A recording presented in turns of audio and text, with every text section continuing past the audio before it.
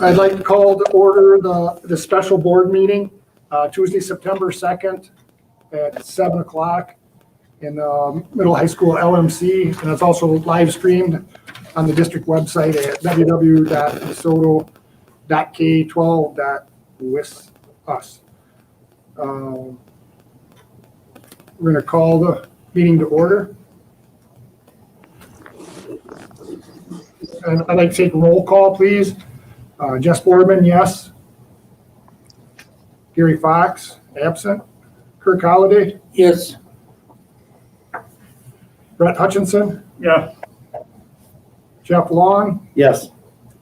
Rick Pedretti, Yes. Darius Spengler, Yes. virtual. Ryan Benner Yes. and Kevin Walliser, absent.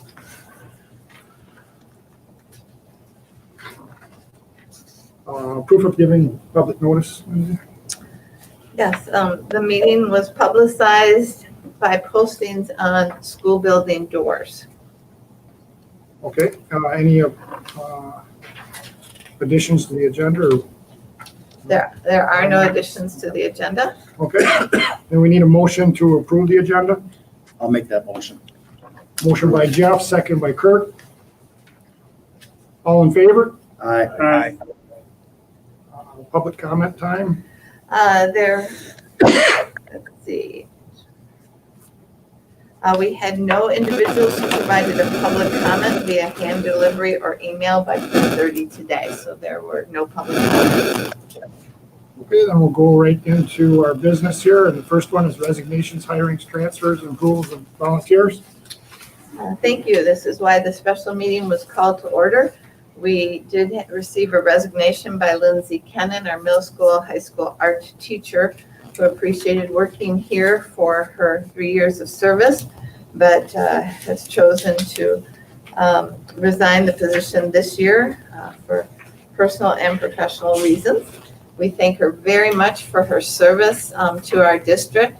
A lot of decorative features in our district occurred because of her, including our front entry coloring, the reorganization of the art room downstairs, and the walls outside of the art room. She also served as a yearbook advisor for us, and she worked with Mr. Pedretti to initiate our very first cross-country program, and so we certainly appreciate her time with us. Wish her and her family well in their personal life and in their professional endeavors. We also have a resignation from Mr. Daryl Crandall for the middle school football position this season. We, along with that, Mr. Erke, who is our athletic director, is recommending that Tyler Herman assume the position for middle school football coach that was held by Mr. Crandall. Tyler has served as a volunteer in our program for many years. He is a frequent substitute and long-term substitute for us in our district, and he's developed outstanding relationships with our students, and we believe that he can move seamlessly into the position because he's been working to help set up the potential middle school football program this year. Additionally, we are recommending that Dale Perkowski serve as a volunteer for our volleyball program.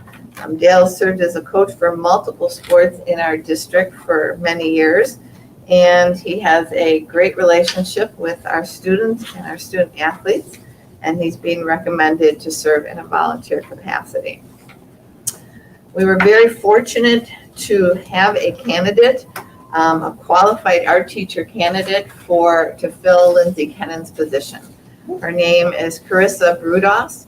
She comes to us with a bachelor's degree in liberal arts and a double master's in both professional development and art education. She has been a teacher for over 20 years, and she may sound familiar to you because she is a resident of our district and served many years ago as a long-term music substitute teacher at Prairie View Elementary and Stoddard Elementary Schools.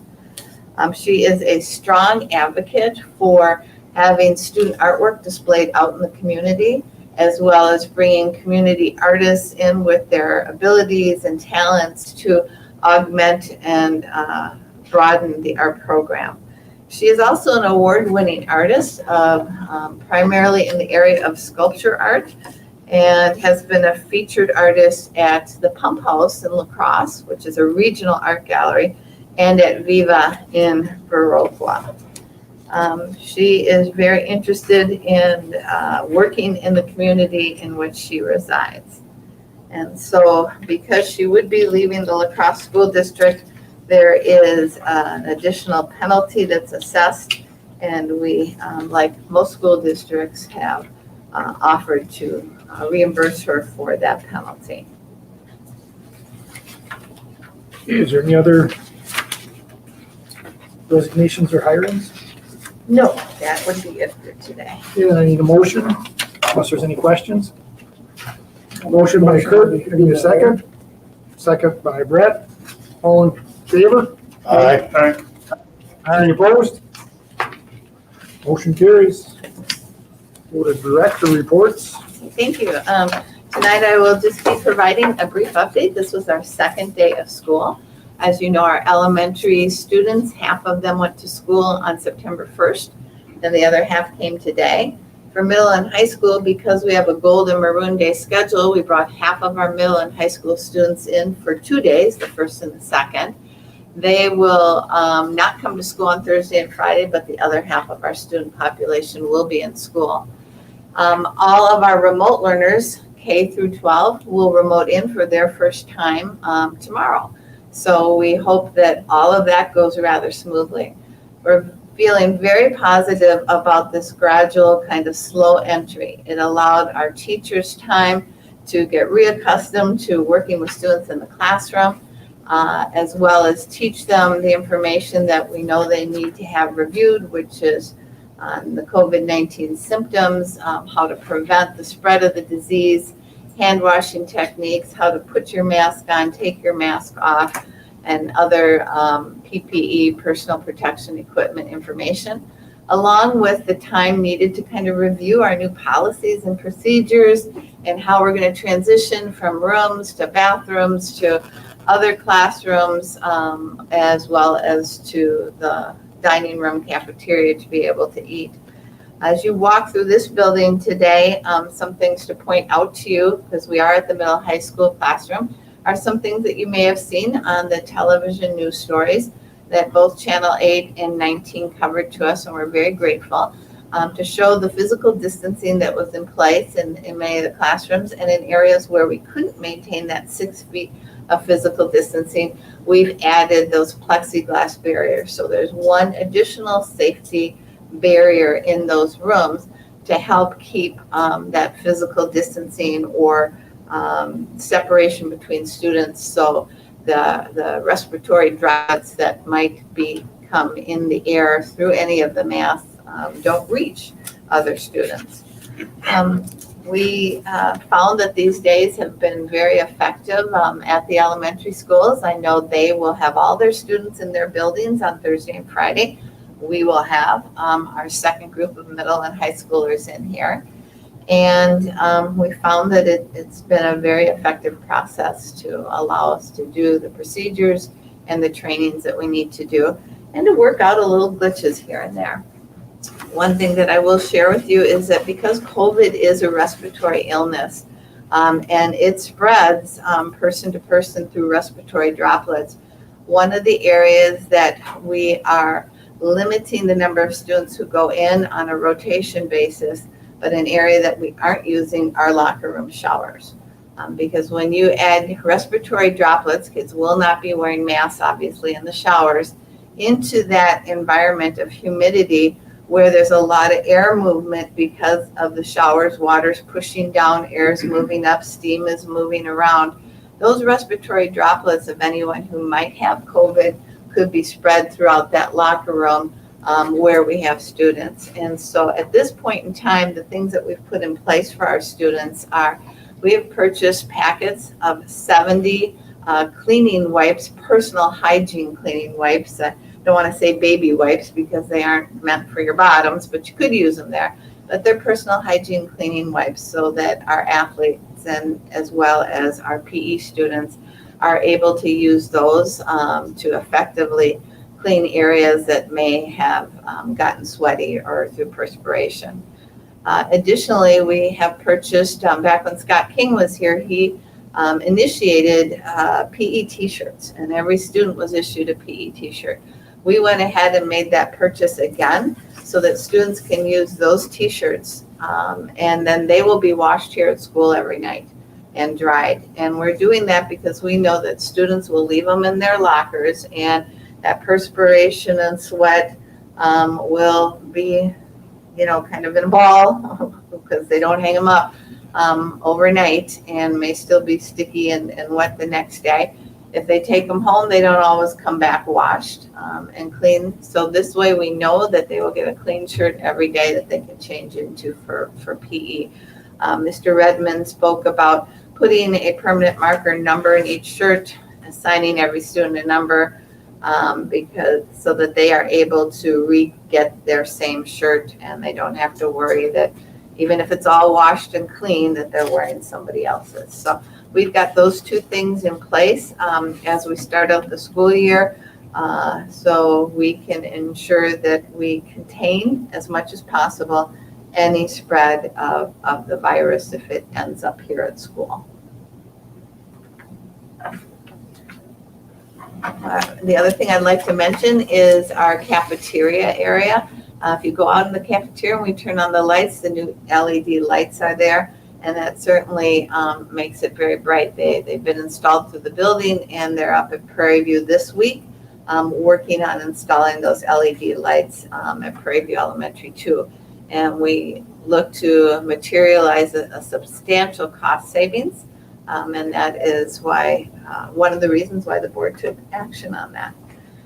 Additionally, we have prepared packets for our families based on guidance that we received from the State Department of Health that came out at the end of August, so that if we do send any children home, parents will have information on the process that the county health departments will follow if there is a COVID positive case or if anyone's being contact traced. There's also information on how to prevent the spread, what to do if your child or you have COVID, and the normal techniques that are being used, as well as the self-check information. How to look for temperature, take temperatures daily of your students and ask them questions if they've lost their sense of taste or smell, if they have headaches, if they're vomiting or have diarrhea or going through any of the other symptoms, and doing those self-checks at home. So we have that information there. We have it up on the website, and we're hoping to continue that work with families in that wonderful partnership that is essential to everybody's health and well-being, that those self-checks occur at home so that students who come to school are healthy and feeling healthy. And if a student does get sick here, we will follow our normal protocols to address any baseline conditions as well as any potential COVID symptoms. So if there's any questions, I'd be glad to try to answer them. The only question I have, are we taking any extra precautionary measures with our custodial staff in cleaning them showers or the locker room in general? Yeah, thank you so much. That training that we had over the summer by Hilliard, who is the supplier of our cleaning chemicals for cleaning, sanitizing, and disinfecting, did go through a whole training protocol on the proper use of those chemicals, how they should be applied, the wait time, as well as the PPE equipment, personal protection equipment that custodians need to be wearing. There's normal cautions that custodians take in their normal cleaning procedures, but there are extra precautions when you're going into an area that you're doing this extensive disinfecting, or if there is a concern that someone might be COVID positive in those areas, then there are other protocols that our custodians have been trained on as well as Mrs. Moline, myself, and our secretaries, because we are the ones, and our principals, because we are the ones who are likely going to deal with a student who comes to the office not feeling well. So yes, there's extra equipment we all wear. If we are working with a student who comes to the office ill, we will be masking up, eye goggling, putting on a face shield, putting on a gown like you would see at a hospital gown, and gloving up. And we look kind of like an astronaut. So we've made sure that students are aware that that's what we're going to look like, because we don't want to frighten them, and we don't want them to think we're frightened by them or anything they might have. It's really to just make sure everyone is as safe as possible and doesn't have any exposure to the virus that might be on the surface.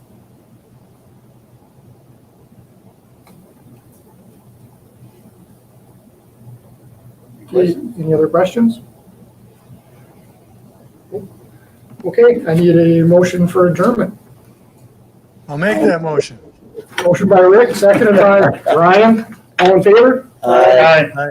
Meeting adjourned, 7:16. Good job. Thank you. Fast ones.